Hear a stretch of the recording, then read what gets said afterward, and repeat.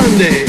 Side by side at the microphone, from the green light to the speed trap, Ray Garino and Joe D calls them as they seize them, and you better believe them. Hear relevant news, biased opinion, and outright nonsense regarding every aspect of automotive culture. Gas with mechanical trickery never before broadcast over FCC-regulated airwaves. Thrill to the explosive tension as Ray and Joe cuss each other down track, barrel roll across the finish line, laughing at certain disaster as they shake hands with the devil. All that and so much more at high noon this Sunday on the Motormouth Radio Hour. Call in and speak live with the Wizards of Speed and the Live Eat, Ray Garino and Joe D. Bring the whole family. Kids under 12 get in free every Sunday at noon on WHPC. Take the Hempstead Turnpike to the Meadowbrook Parkway and look for the no parking on the expressway and no express service on the Parkway sign. Go right on Highway 24 to Garden City. $2 all-day parking includes pit pass. Yeah! Hey, you over there, the guy in the tryptophan bus. Yeah, you know who you are. The guy who's tuned to the Motormouth Radio, Long Island's only automotive talk show, found right here on this glorious sunny island. Today, you've tuned in to hear your hosts Ray Guarino and Chris Switzer talk about anything car-related, and we'll deviate from that if we're prompted. Don't, just trust me on that. Good morning, Chris. How are you?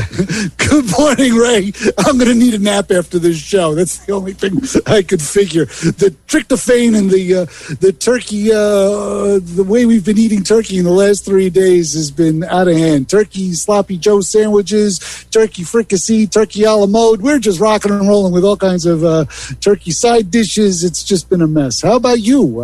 How's the table cleared off yet, or what? Yeah. Everything was quick, quick and done. And we had a couple of we had some fun. We had a fun Thanksgiving. We had some family time as usual, which is always good. And, so there was yelling involved. No, there was almost some fires from right.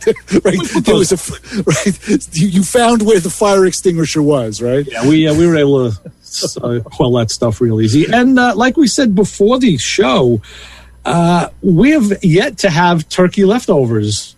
Know what? We got so much other stuff. It's amazing. Yeah, it's nice as the kids get older and they start to cook and make their own stuff and bring it. Like now you get leftovers from them too. So good. Yeah, all sorts of cool stuff. So that's anyway. Nice. You mean the kids bring over food? Yeah. Holy smokes, that's wonderful. We'll see. Yeah, no, I don't know about that. My kid can't find where the kitchen is yet. So not yet, but in time. I said the same thing, but she can't reach the refrigerator door. Right. That could be a problem. So, if you have a story about your refrigerator door, maybe the latch broke and you need to know how to fix it, give us a call at 516-256-9510, and we'll be happy to help you out. Also, follow us on social media. We're Motormouth Radio on our website, on Twitter, and on Facebook.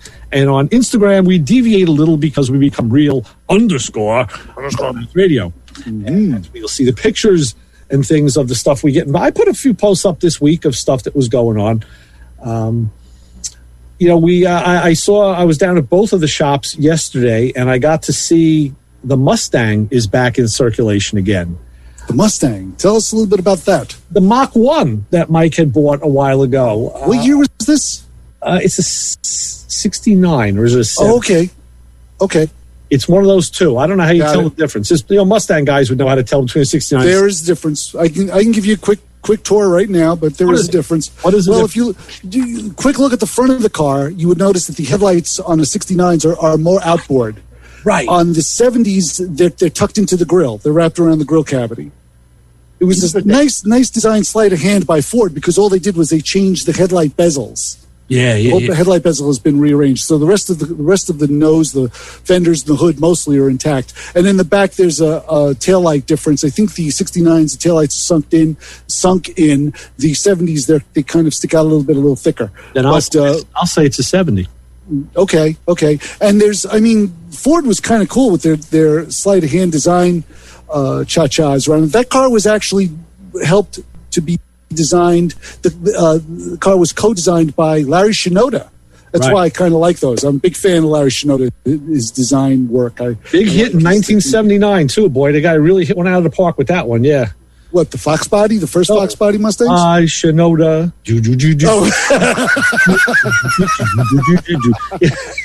So I always think that. Right. Our Internet Know-It-All has put up on the screen a 69 Mustang. By Jerry Heasley, a very, very... And there's the 70. Okay. Right, the 70 is right under it. Yes. Thank you, Internet Know-It-All. That's right. Good shots of those cars. 69, the lights were out at the end. Okay. Yeah, so I said they're upward. Okay, then 70, they were inboard. It's a 69. Oh, okay. Because I just checked. I looked at the picture. Okay. But anyway, that's kind of the last project car that's going to go through, one of the last project cars to go through the shop. And maybe one of the last ones for Mike to have, because he said, he's got enough. He's got a lot of cars. Really? I never hear of him selling them. I always hear of him acquiring them, but I never hear of them going. We just got a note from the UD that Dougie was saying the 69 has 4 headlights and 70 has 2. That is true. That is absolutely true. He's right about that. Dougie's correct. So there's the taillight difference. Okay. Right. The top one. Yes, the top one is 69. There are 3 individual lights. The 70, it's one contained in one bezel. So if what you're telling me is correct, this car has a 69 rear panel and a 70 front. Oh, good God! Really? Lights are outboard on the 70, and right. And the top taillights. Look at the post. Look at the post on social media. You'll see. Right. Because the post was of the rear lights. What I'd seen was Steve, and we mentioned Steve last week when we were talking about Dum Dum, and he called me out on that. He goes, "Hey, I heard you talking about." There you go. That is the car right there, Chris. So you can see that. Okay. Yeah, those are 69 lights in the back of that. Yeah. But you'll see the front of the car. Right. The front has got, I can't tell, the headlight bezel isn't in that shot. It's a shot of the car it's a nice car. Everything, all the panels look straight. So anyway, it's out of paint now. It's going to have its two-tone done, and that hasn't been done yet. But I guess, the hood, the stripes, the hood and deck stripe. And I was just thinking about that car about a week ago because I knew it was going through the shop, but it kind of got stalled in the process. And now when I went down there, I saw it right in the middle of the floor, so it was being worked on. And I know it's going to come back over to the other shop for some, for me to lay some hands on it. So just to kick this can down the road a little bit, how is he doing the stripes on the car? Is he painting them, or is he going to decal them? Oh, I'm sure they'll be painted. Yeah, they'll be painted. Okay, because you can get the decal set for that car. I think it's a flat black. Right, and it's usually, if I'm not mistaken, I think it's 3 stripes. One solid, large one in the center, and there's 2 on either side that are smaller. That run up to the base of the windshield. But this was yet another one of those cars that if it was mine or probably yours, we would have passed on it. And, Mike bought it. It needed, when you got under. I mean, I posted pictures a couple of years ago when I had this thing up on the lift. A lot of hard rust underneath. Torque boxes gone. Oh. Normal stuff for a Mustang, but yeah, still, I mean, not stuff you're going to do at home, really. And any Mustang aficionado will tell you if the rust creeps into the torque box, which is the main support in the back of the car, from what I remember. Also, these are in the front, right by the bottom of the. Well, yes, the A-frame, as well. Yeah. If they go, they did.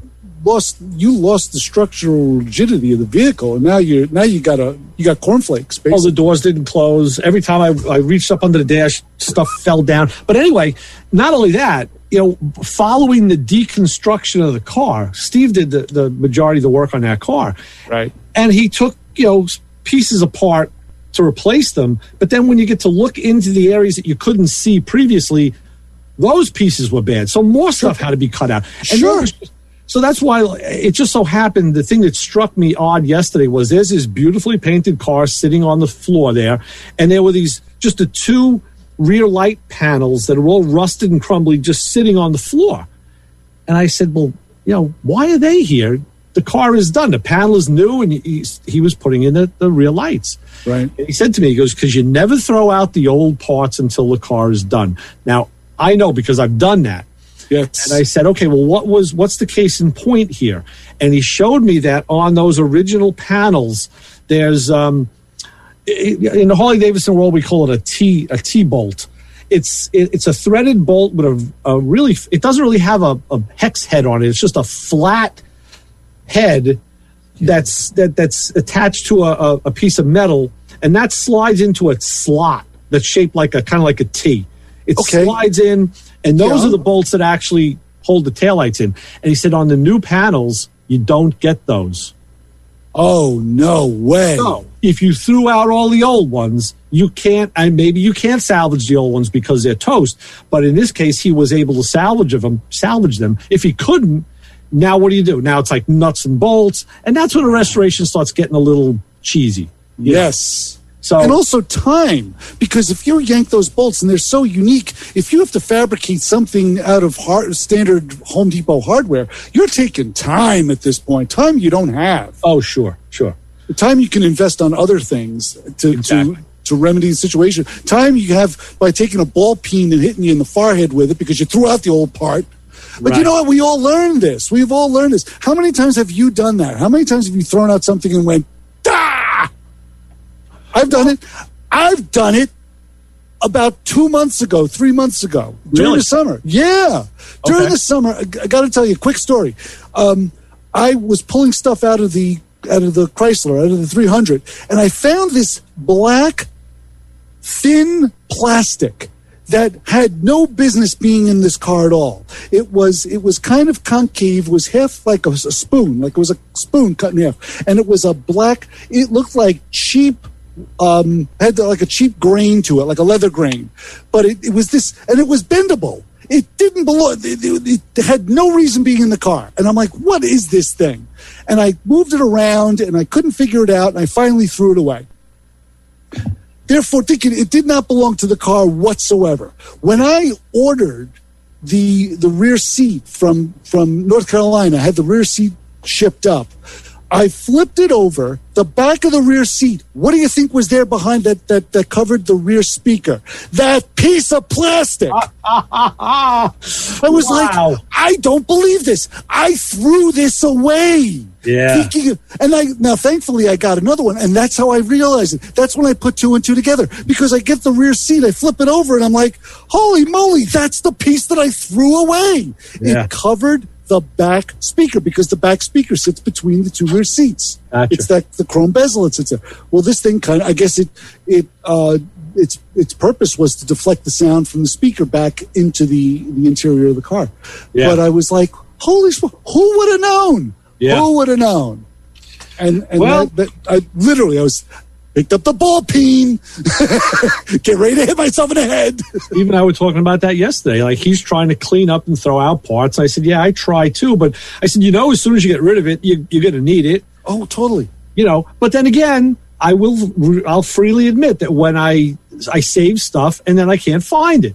I mean, I learned a lesson from you. Just, look for something else. Yes, look for something. I was, case in point, okay, I'll tie two stories into one. Oh, good. I know the guys at Automoblog got a kick out of this, of what car guys do on Thanksgiving. What did I do? I went down to the shop around midday.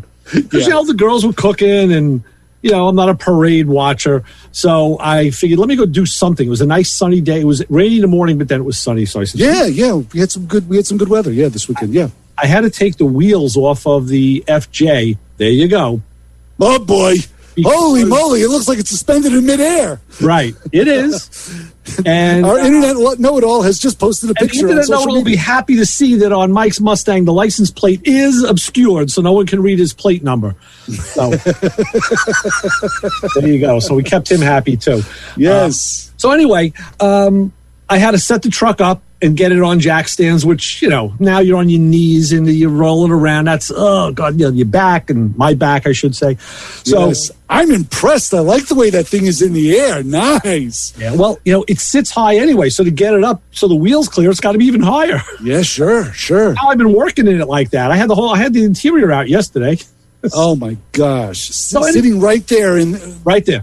Right there. So people walking by are looking at you going, look at this maniac. Someone did walk by. But Thanksgiving Day, I'm out there with the breaker bar and then the gun, and I realize, like, okay, I have the shop door open, but the shop's obviously closed. The only thing going on is 7-Eleven. There's people coming, guy, bags of ice and cases of beer. Bags of ice, cases of beer.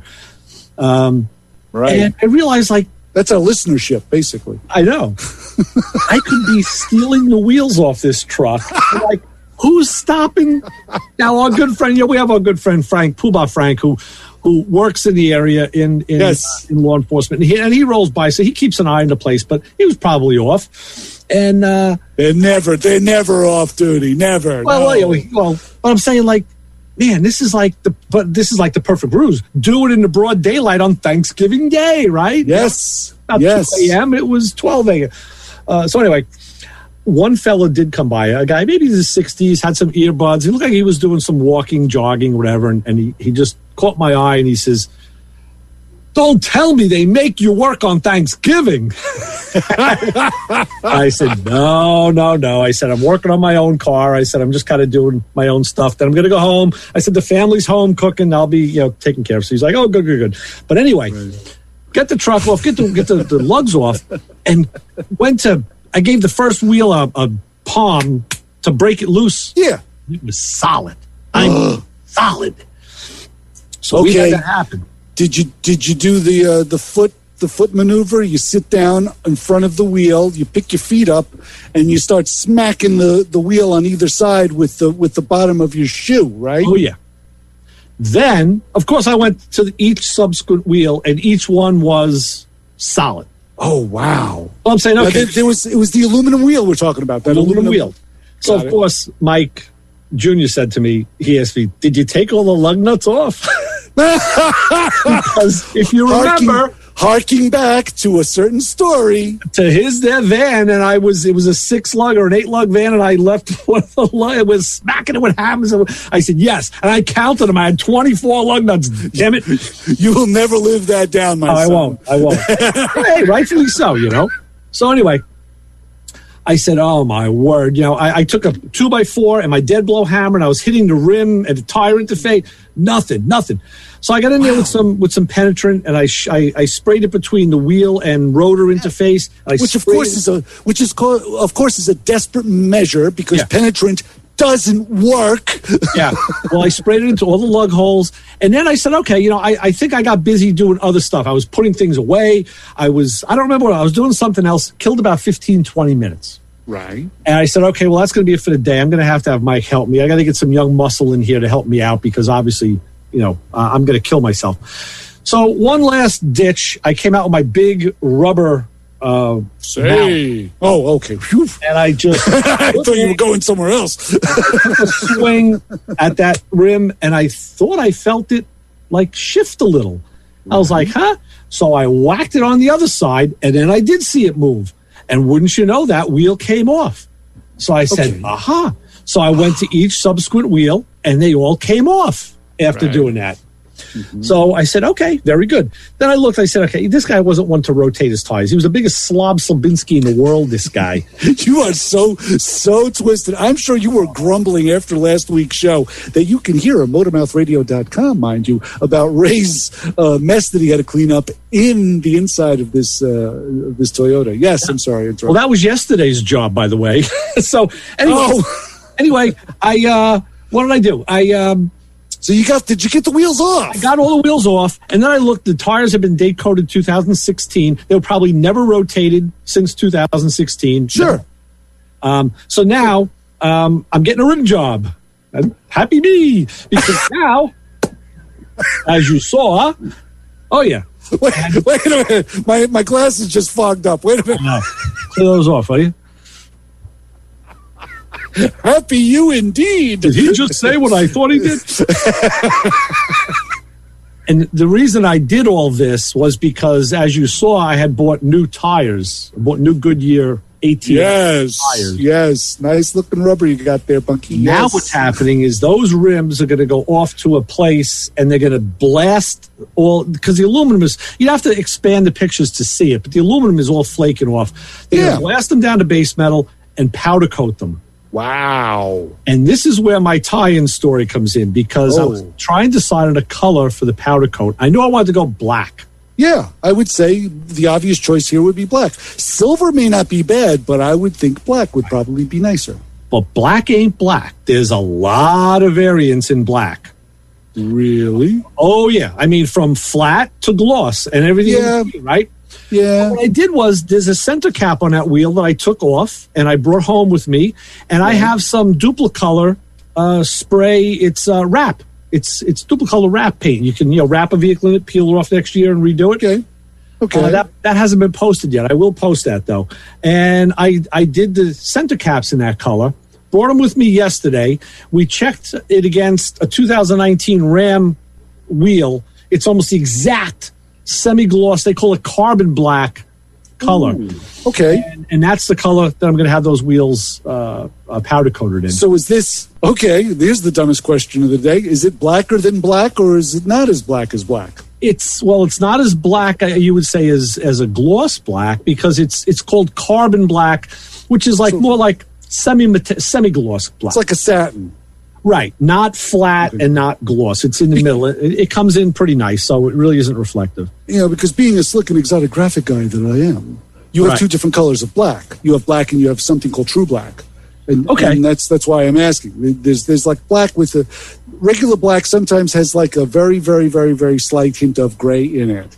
True black does not. Like if you put them right. So if you put the two together, you can really, it's tough to tell when they're apart, but if you put them side by side, you can see the difference. That's why I was asking, was there different grades of black? But you're talking about the finishes of the black. Yeah, that's why I said black isn't black, because it's, like my baby white, back. Even like white. Well, Bravos. Black is black.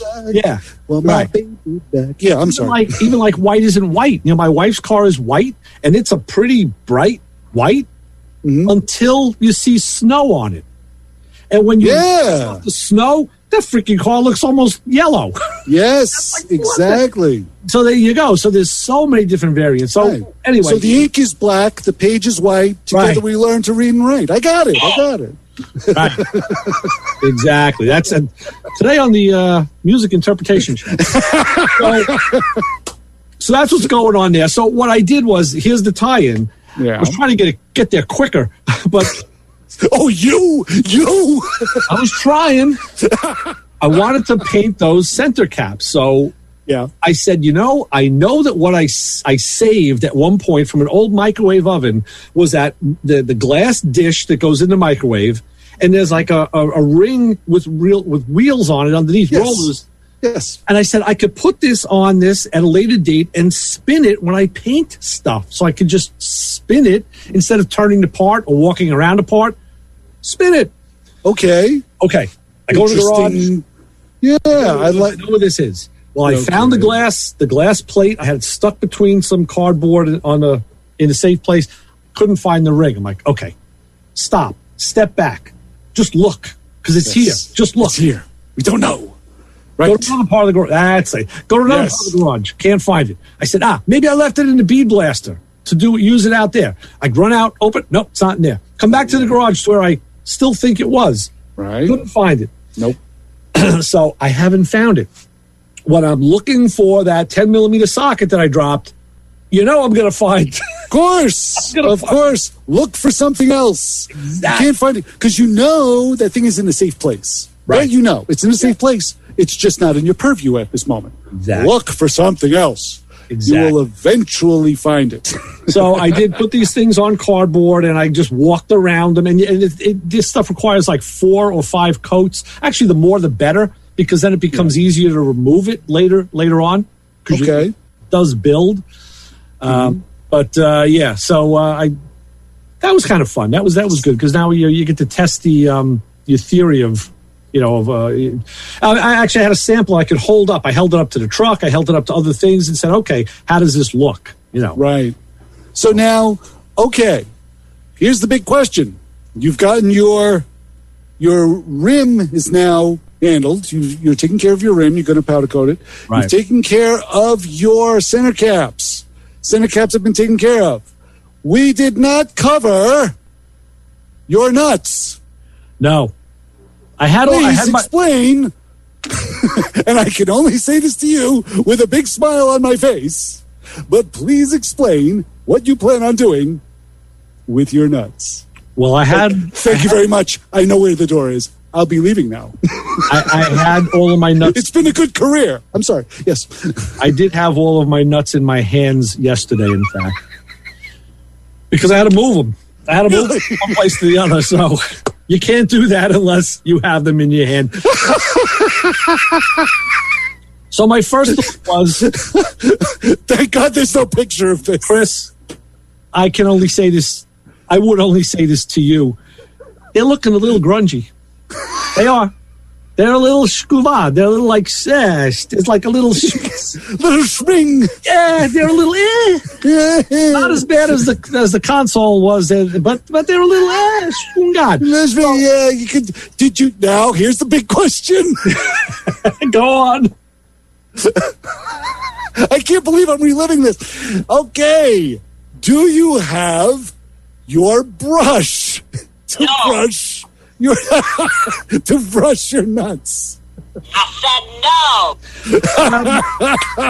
My thought was to just use, like, I think with a buffing, I could use some, nut buffer. What is it? I always forget what it's called. The stuff I have in the garage. It's in the blue can. It's like compound impregnated cloth.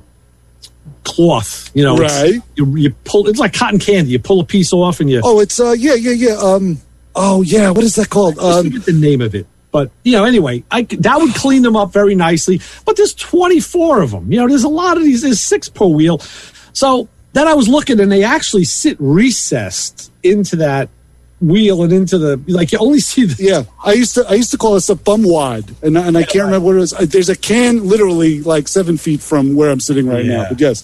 So that'll work nicely. I would Never dull. Never dull. Thank you. There you go. Yes. Thank you. Yeah, Johnny got it too. Thanks, John. Yeah. But I think, maybe I will. I'll go down to the shop. What I have to do is get like a lug nut that has the same, Paul's a little late, but he got it anyway. I want to get like a stud that I can maybe thread it on. Yes. And I'm thinking like, automate the process, but we'll see. Even if you do put it on some sort of stud, something you can hold on to, you can put it on your buffing wheel, right? Correct. Wouldn't that work as well? Absolutely. So you can that would be a high speed nut buffer. That would be sure. That's something we've never had. Talk about smiling. We never leave high school in the show. No. No. So sorry. Because we like the gym shorts, that's why. I apologize for playing. I know. So anyway, one of the things the next thing I did, I went back yesterday. Oh, this keeps going. That was Thanksgiving. Well, that was Thursday. I did something Friday, although I can't remember what the heck it was. Yesterday was Saturday. I went back. I was there yesterday, and I wanted to, all that schmutz that was in the console area that had, right, the sugar had let go, and I needed to. I was going to use the steamer on that. Yeah, you said that was the plan. I did use the steamer. I also used some chemical. I used some Lucas stuff that worked very well. Worked better than the steamer, actually. I brought my vacuum with the tapered end so I could get in there. I'm going to post pictures of that. Stay tuned on social media because you'll see. It looks a brand new now. I mean, really? It was all like a matter of using a cloth with your fingers because you had to go under the parking brake cables, around the shifter. Everything was in a place that was hard to get at. Yeah, that's what I thought you were probably going to do, like a little WD-40 or something like that. Yeah. Get in there just to soften it up and really use an old rag that you plan on throwing away. It worked. And and it paid off. It worked out very well. Oh yeah, goop. Yes, the internet know-it-all is on fire today. He's showing us some of that gel, goopy. It's kind of like It's kind of like slime. Remember the old? Not when we were kids, but kids now use slime where it's kind of old, goopy and slimy, and they use some of that where you can hold it in your hand and push it in things like air conditioner vents, and it picks up all the. Yeah, and it's very effective. So yeah, I've used some of my daughter's. My daughter likes to collect little jars of slime every once in a while, and wrap around things. I've taken it, going, hey, can I use this? It never comes back. Comes back a different color. Oh, sure. No, I did good luck, and that's all cleaned. And of course, then I did put my newly reconditioned console back on top of that to never be seen again. Right, because nobody's going to see this. This guy knows it. Yes, this guy knows. Because I was pulling the car, I was pulling the map back, there was stuff everywhere. This guy was just the worst. Oh, I believe it. But can someone explain that whole mindset to me? Nobody is going to see that. Only you know it's there. Only you. And no, you're never going to have that console back apart again. And even if you do, you're not going to care at that moment because you're probably putting in a component or trying to repair something. You're never going to care. It's probably going to completely leave your mind. Actually, I think you're wrong. I think... Why? I will forget about it, but I will have the console, because the console is kind of nice. The side, it's a two-piece affair. You have the sides with the base, and then the top plate comes off. Okay. So you can access, so like when I run my satellite radio wires and all, you want to run them through there, you can just pull the top plate off. And next time I do that, be it in a month or a year, I'm going to look in there and I'm going to smile. So I'm going to say, ha! It's clean now, you mother dumper. If I took that plate off and looked in there again and saw that crap in there, I would knife myself in the throat. I really would. With a rusty screwdriver.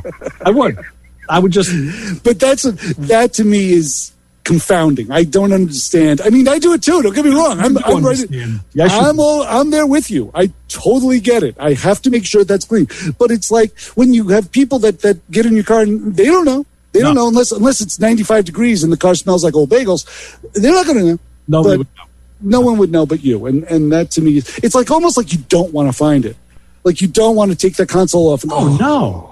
That's not what I wanted to find at all, believe me. No, I mean, if you didn't have to remove the console to clean the car, you would have never known. It would have been there. You would have never known.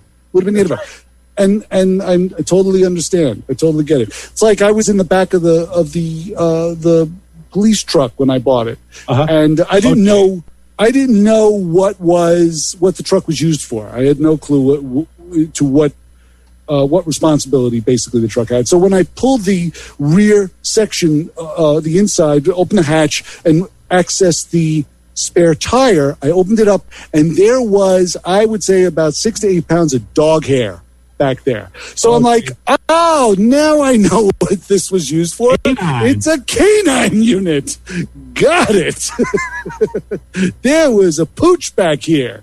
So we, Lysoled everything. Right. And the next clue was I couldn't find, there was like a hatch door on the side of an access door that you would keep things in, whatever. It's like almost like a lift glove compartment on the side, right under the rear window inside the truck. And that door itself, this plastic door, was missing. And I'm like, okay, it's missing. No big deal. Oh no, I found it. It was under the spare tire, and it had teeth marks in it. It was bent. It was bent, and it had all these gnawed teeth marks. And I'm like, oh, this was definitely a canine truck. So didn't go on any high-speed pursuits, I guess, unless there were dog bones involved. The dog was bored. Yes, I'm sure the dog was. That's for sure.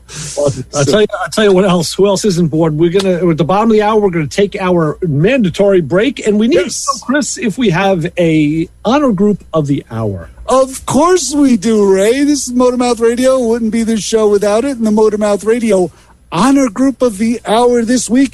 If you got chased out of the house and ended up in the garage during this long Thanksgiving weekend, did your family get tired of you picking at the turkey or sticking your finger in the pumpkin pie and threw you out?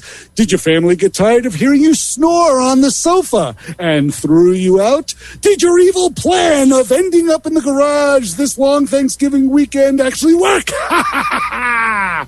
Well, if it did, You're part of the Motormouth Radio Honor Group of the Hour. Give yourself a big hand because you got yourself out of a jam. Nice. There you go. Very good. All right. So with that, let's see what our good friend Steve K has to say about Revelations. And we will be back in a few short minutes on 90.3 WHPC Motormouth Radio. Keep it where you got it.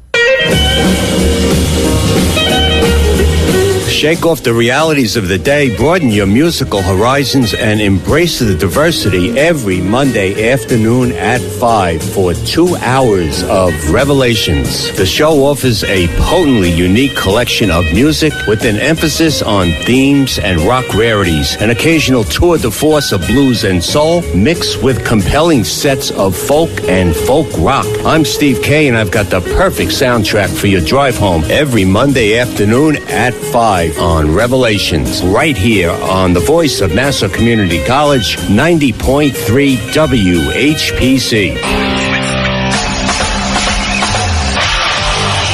Little Pigs, Green Jelly, The Rock Overdose, 90.3 WHPC. That was requested by one of the DJs who's been here for such a long time, Ray Guarino, who does Motormouth Radio on Sundays, 12 to 1 on 90.3 WHPC. Definitely got to check it out. Ray and Joe, really good friends of mine now. We did a remote recently. You know, I'm not a big car guy, but they definitely are. So if you're big into mechanics and stuff, then definitely give them a listen, because I know Ray and Joe, they definitely know what they're talking about. I wish I knew what they were talking about, but you know what? I might as well just keep hanging out with them. That way I learn a little more. 90.3 WHPC. This show on 90.3 WHPC is brought to you by CarStar Celebrity Chase Collision, with 2 locations in Limbrook and Oceanside, who remind you that New York state law says you always have the right to choose which shop you want to have your car fixed at. CarStar Celebrity Chase Collision offers a full range of services: 24-hour towing between Montauk and Manhattan, shuttle service, and they can help you with a rental car arrangement if needed. And yes, se habla español. More information is available by calling 516-593-0920 or visiting online at celebritychasecollision.com.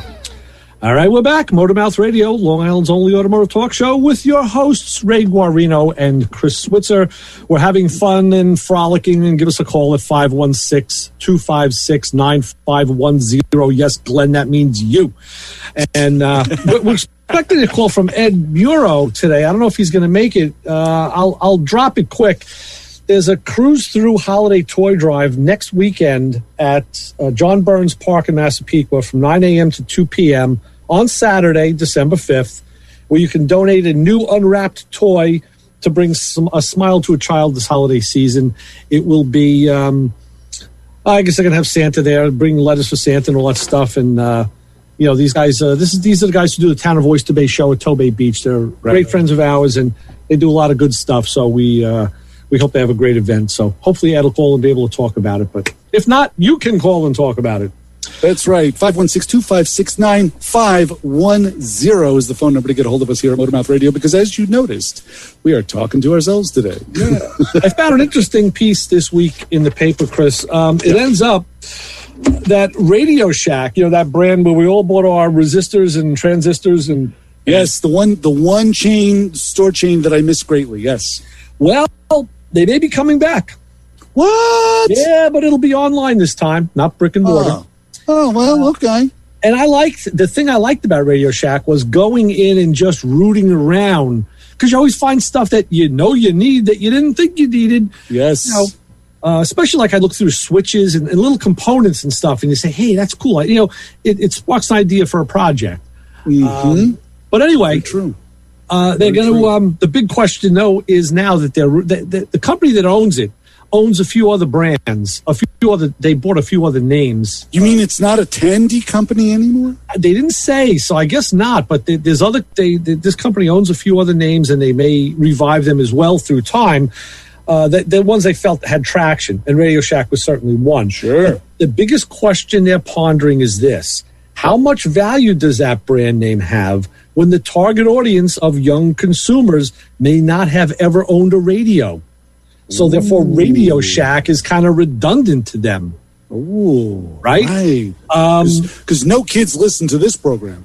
No, and it is a fact that Radio Shack filed for Chapter 11 in 2015 and 17, and there was one right by my house that's gone. So Right. No kids listen to radio, and certainly no kids listen to this program. Yes. No, you're right.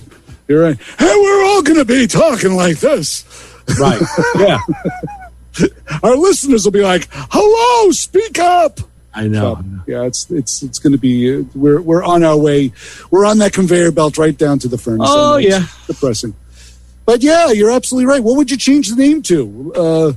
What would it be? What would you change it? MP3 Shack? I don't know. Yeah, right. Wi-Fi Shack? What would you change it to? Podcast Shack? Yeah, Electronic Shack. But that's the thing. Yeah. There's been other places, even around here, like where I live, that sold electronics and stuff like this. And they, they went out of business too. A lot of them did. Yeah, I really didn't know it all. This Digital Shack. There was a company called DigiKey that I buy stuff from them at work.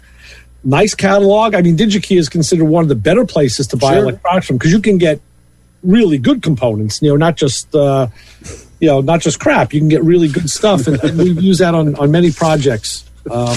So there's, but again, you got to order it. It's online. I mean, the stuff comes fast, but still, like I said, there was like going to the auto parts store and looking through the help board. You can usually find something in there that, hey, I need that for when, for the next time. That's you'll be going to the help store once the temperature goes down to about 0 degrees. When you go to reach the door handle on that Toyota, it's going to snap off in your hand. You'll be going down to the help store because that's usually what happens to every Toyota that's got over 100,000 miles. You wait a minute, you wait cold weather, and the handle comes right up in your hand. Big honking door handles that are plastic, and they're shared by the Tacoma and the Tundra. Mm-hmm. So they're available. It's that Toyota plastic thing. I don't know what it is. Because usually after about 150,000 miles, you watch that the window switches break right off in your hand on the inside. You go to hit the power window switch, you got the button in here. The inside handle will break off. It's the plastic degrades around that point in time. So the good thing that I found about this truck in particular is it's really, really easy to work on. I mean, it's easy to take apart. Like, I've taken the door panel off a few times, the console, and there's all sorts of clips and things. Not one is broken. Every damn car I work on, even if you're using the tools, stuff cracks. Oh, totally. Yeah, if you get a plastic trim panel off with all the clips intact, it's a lucky day for you. I agree. Right. I agree. I've been using the melting plastic and using my favorite glue for something like that. It's actually comes in a red tube. It's called shoe goo. Oh, I have some of that. Yeah. Shoe goo is the bomb. Not easy to find. No, it's not. No. Found in Walmart. Yeah. But it really isn't. It's not easy to find. I always have a tube of shoe glue. Good stuff. Yes, ready. And it has a lot of stuff I fixed on that was broken on that 93 LeBaron that I have. I use that stuff on. So it works very well for clips and things like that. So I totally dig it. Very cool. In fact, now you mentioned door handles, one of the things I saw this on one of the videos I watched, guys were doing like the blackout treatment to the FJ. Sure. And my truck, it's black, white over black, but it has silver door handles and silver bumperettes, and it's got some silver accents. Sure. So I said, maybe the black door handles may be cool. That's how I found out that it's shared by the Tacoma. Because if you go through Toyota, they get it's like the better part of $300 for a set of door handles, and they're plastic.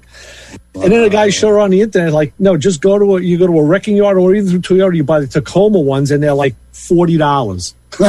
And they're black. Yes, but you also have to remember the door has to be, if you go to a junkyard's not going to sell you just a handle on the door. And this is one of those tricky junkyard snafus. You can't just buy the handle unless the door is wrecked. Okay. Then they'll sell you the handle. But if you I want this handle off this very good door, they go, no, you got to buy the whole door. That makes sense because it's a removable part, but it is a part of the door. Mm-hmm. Yeah. Okay. If you find a salvage yard that's able to part a door handle off a good door, keep those guys in your speed dial because you'll be using them a lot there because that's a good junkyard for guys like us. So I totally understand. Yeah. But I had to do that too. When I went down to I went up to the salvage yard in Rhode Island, and I had to buy the whole console in order to get the clock out of it. Yeah. He says, I can't sell you the console. I can't sell you the clock without selling you the whole console. And I'm like, you got to be kidding me. Yeah. So, and that was that was one of the clocks. It was a wise purchase because that was one of the clocks that had components on it that weren't burned out.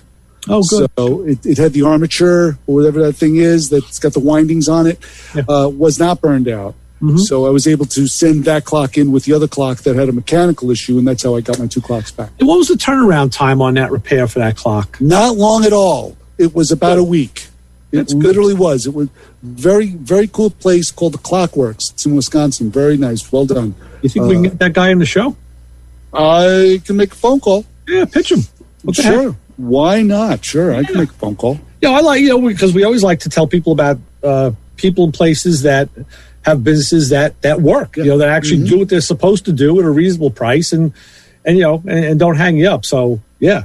And it was also good in a way that you it's nice when you have a certain amount of knowledge, and like we always say, enough knowledge to be dangerous, because I was able to open the case of the clock and just look at what I was dealing with to make sure that our internet know-it-all puts it up on the site to see what Mustang physically is wrong. Oh, yeah, 70 Mustang.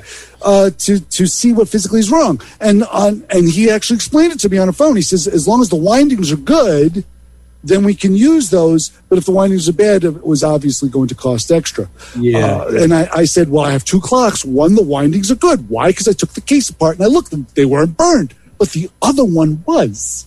The windings were burned. But it had a mechanical issue on the one where the windings were good. One of the clock springs was off the shaft. The shaft wasn't on there correctly, and it just didn't work very well. So let's go to the phone. Speaking of not working very well, and let's go to the fun. We're going to say hi. You're on with the Motor Mouths.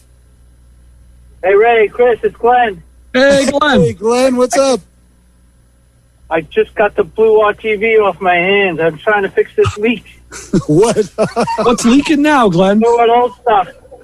What's? I have a water leak into the cabin of the car in the Suburban, and the carpet saturated wet. Anyway, I'm going to hopefully get a fair amount of sun in my blower in here to dry it all out. I think I stopped the leak finally. Well, you were mentioning how things get old and crack. I'm assuming it's where the panels are joined together under the cowl, probably between the firewall and maybe where they turn down. Yeah. Well, Glenn, behind where the door hinges are. Glenn, is it just water or is it antifreeze? Not antifreeze. Oh, no, okay, good.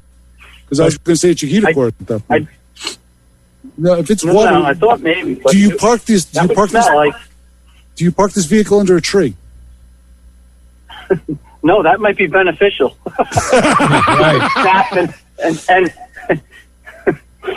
no, anyway, I said, just as you talk about, I got all my panels off. I snapped a few clips. Not a Toyota. Now, I have to, I'm going to prop up whatever to get like as much space between all the carpet and the underlayment and dry it all up by hand. Right. I don't think much will happen with a shop vac, and then just put a blower motor on it, let it run the rest of the day. Sure. Right. Hair dryers. I got to tell you, Glenn, since we put the picture up of your car, there's been a lot of likes and all. People, especially on Facebook, have definitely liked what they see. Pretty car too, yeah.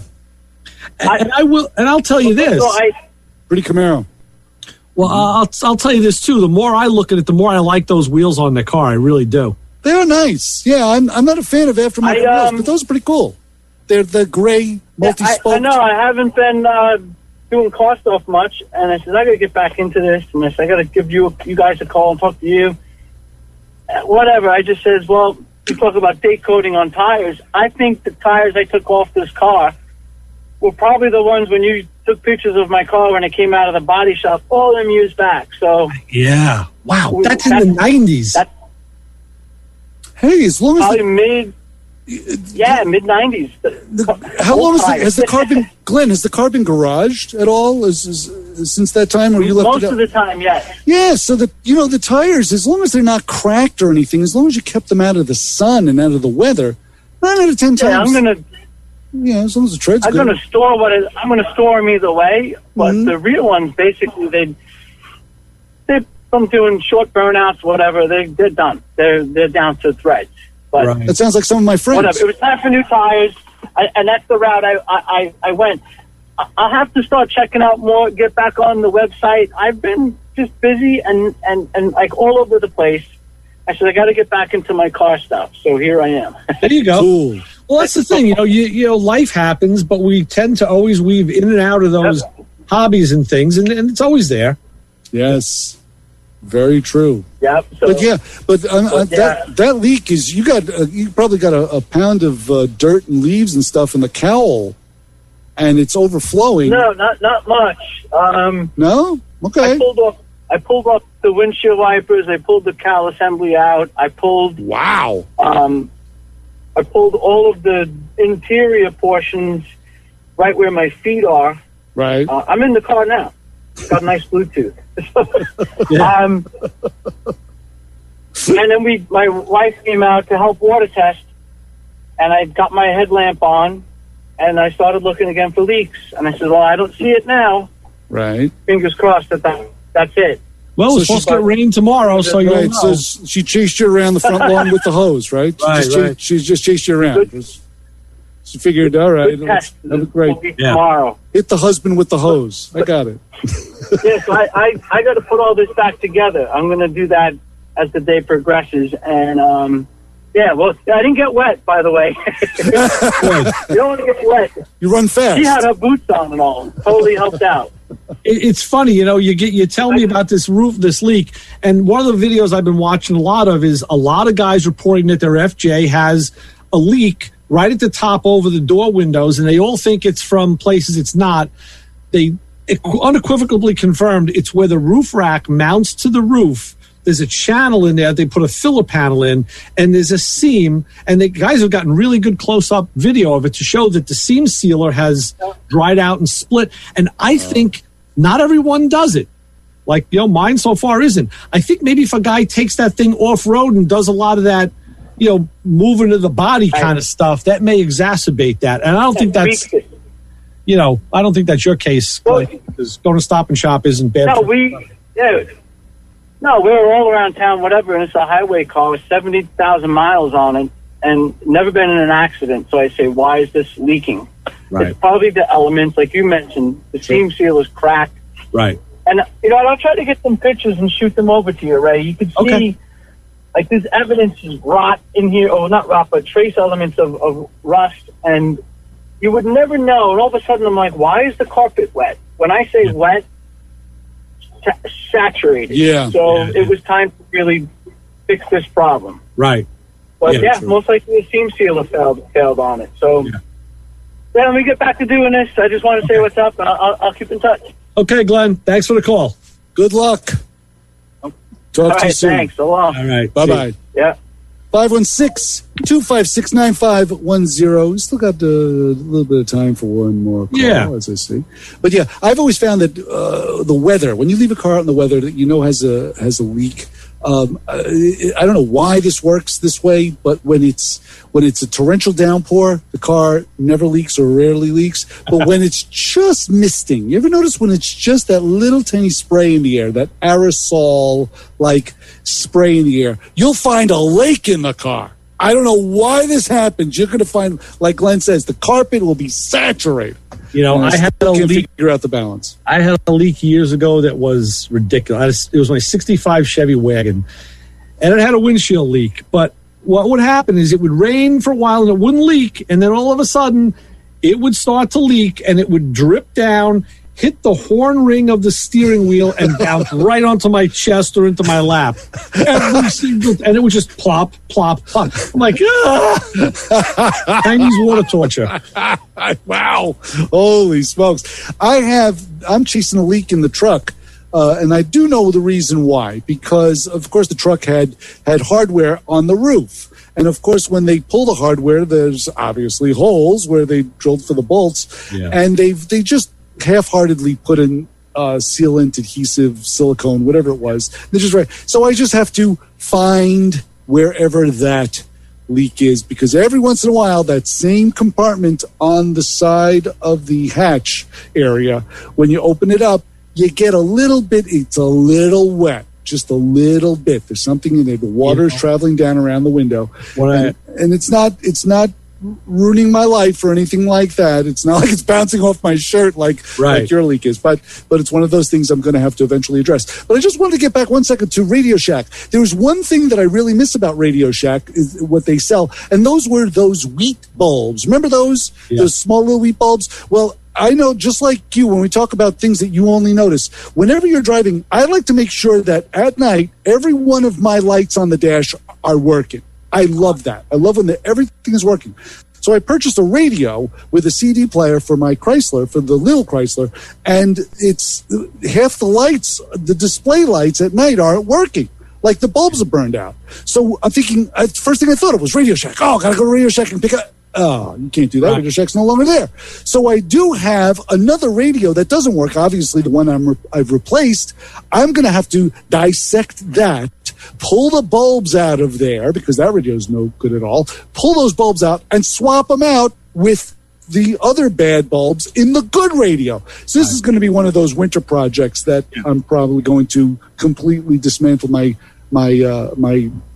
bench over there. Right. My tool bench with all kinds of small little radio components, because that's a job in itself, because they don't just pop out. You got to solder them off the board. Yeah. So that's one of those things. So that's there you go. Pet peeve of not having Radio Shack at my disposal. Yeah. No, well, that's very true, and I didn't go there quite a lot, but it was kind of like just nice, like insurance, knowing it was there. Like if I need something in a pinch, I could go there. Yeah, that's usually why you need Radio Shack, because you run into it. You don't just walk into Radio Shack. You dash in because you need something in a pinch. So I need a resistor. Yeah. I need a diode. So yeah. So we need more time. We're at the end of this show, but we're at the end of the month. We burned another month. I mean, oh my gosh, last month of the year next week, and oh boy, is time flying while we're having fun, huh? Yes, we're into the holiday season up to our lower lip. Absolutely, very true, very true. So it's gonna be a next fun couple of weeks. Talk about gifts to give your car guy. I'm sure. We'll talk about gifts we've gotten. We'll talk about how to work in the cold weather. Right. And I'm gonna have to bring out the hibachi and heat up my tools again. There you go. All right, well, kids, it's 10 degrees and you're grabbing hold of a cold wrench. It's never good. Yes. So with that, we should get out of here because Kim's waiting to come in. We got a spot to play, and we will be back next week. Mm-hmm. So for Chris Witzer, Ray Guarino saying, see you then. And Chris, what do you always say as we leave this fine show? I always say, don't follow us home and take the turkey. Right. See you. See you next week.